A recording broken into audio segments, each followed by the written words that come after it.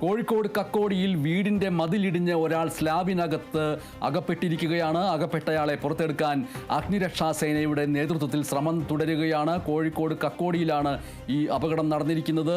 ഒരാൾ കുടുങ്ങിക്കിടക്കുന്നു. രക്ഷാപ്രവർത്തനം നടന്നുകൊണ്ടിരിക്കുകയാണ്. റിയാസ് KMR വിവരങ്ങൾ നൽകുന്നു.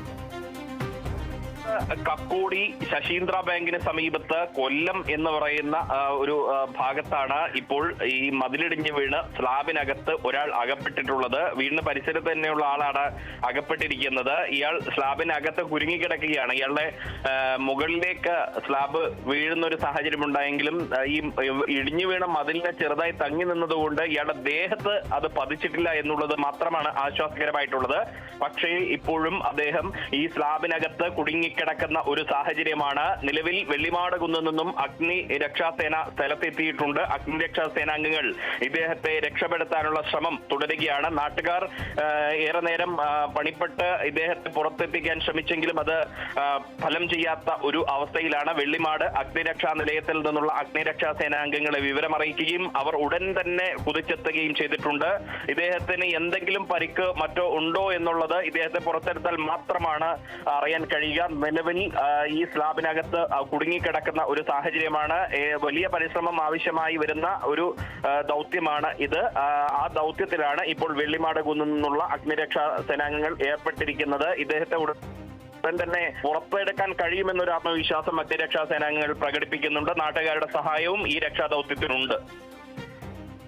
ഇതിൽ തുടക്കത്തിൽ റിയാസ് പറഞ്ഞപ്പോൾ പെട്ടെന്ന് പറഞ്ഞു പോയത് കൊണ്ട് ഓർമ്മയിൽ നിൽക്കുന്നില്ല. അതായത് ഈ കോഴിക്കോട് കക്കോടിയിൽ എവിടെയാണ് കൃത്യമായിട്ട് ആ ലൊക്കേഷൻ?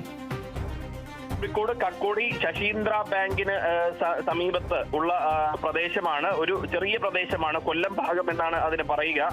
അതിന് കൃത്യമായി ഇനി മറ്റെന്തെങ്കിലും പേര് ഈ സ്ഥലത്തിനുണ്ടോ എന്നുള്ളതെല്ലാം തന്നെ നാട്ടുകാരിൽ നിന്നും ചോദിച്ചറിയേണ്ടതുണ്ട്. നിലവിൽ അതായത് കൃത്യമായി പുറത്തുനിന്നുള്ള ആളുകൾക്ക് വ്യക്തമാകാൻ വേണ്ടി കോഴിക്കോട് കക്കോടിയിലെ ശശീന്ദ്ര ബാങ്കിന് സമീപത്താണ് ഇത്തരത്തിലൊരു അപകടം നടന്നിരിക്കുന്നത്. ഏലത്തൂർ പോലീസ് സ്റ്റേഷൻ പരിധിയിലാണ് ഈ ഒരു സംഭവം എന്നുള്ളത്.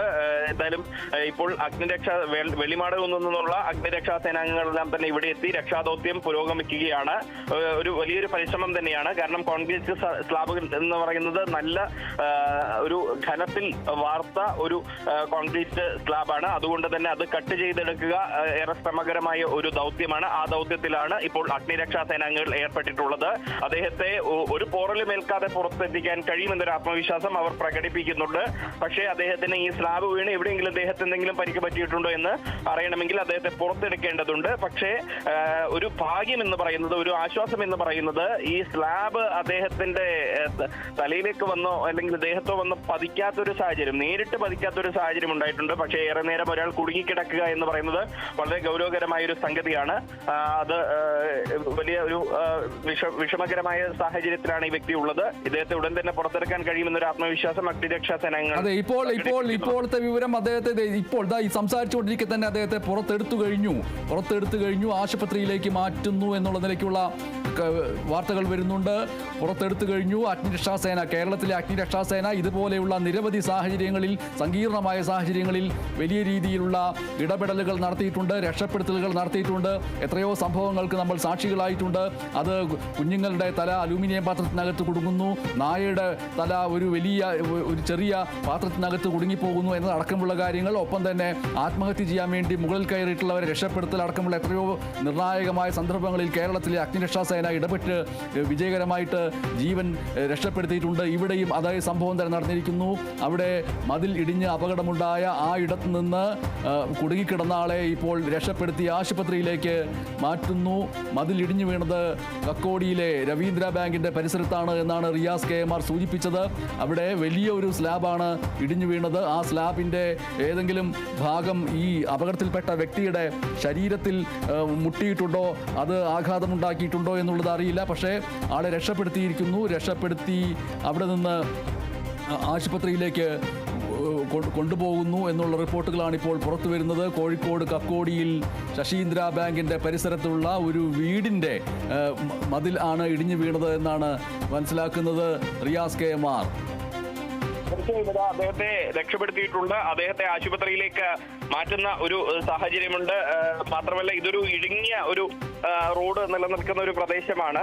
അതുകൊണ്ട് തന്നെ ഈ രക്ഷാദൗത്യം നടക്കുന്ന ഭാഗത്ത് നിന്ന് നേരത്തെ ആളുകളെല്ലാം തന്നെ കുറച്ച് മാറ്റി നിർത്തിയിരുന്നു. ആളുകൾ തടിച്ചുകൂടുന്നത് കാരണം ഈ രക്ഷാദൗത്യം ഒരുപക്ഷെ ദുഷ്കരമായിരിക്കും എന്ന് കണ്ടതുകൊണ്ടാണ് ആളുകളെ അവിടെ നിന്നും മാറ്റിയത്. ഇപ്പോൾ അദ്ദേഹത്തെ ആശുപത്രിയിലേക്ക് രക്ഷപ്പെടുത്തി മാറ്റിയിരിക്കുന്നു.